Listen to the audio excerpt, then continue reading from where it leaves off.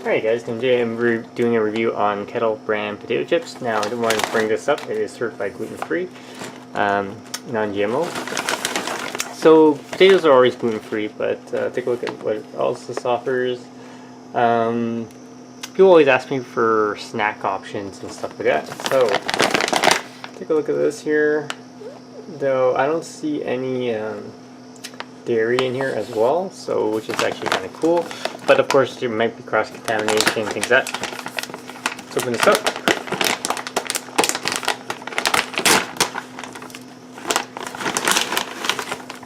This is what they look like. Do a quick bite.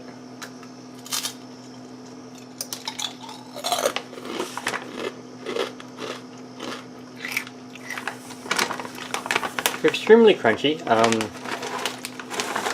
and it has a hint of the mustard in there.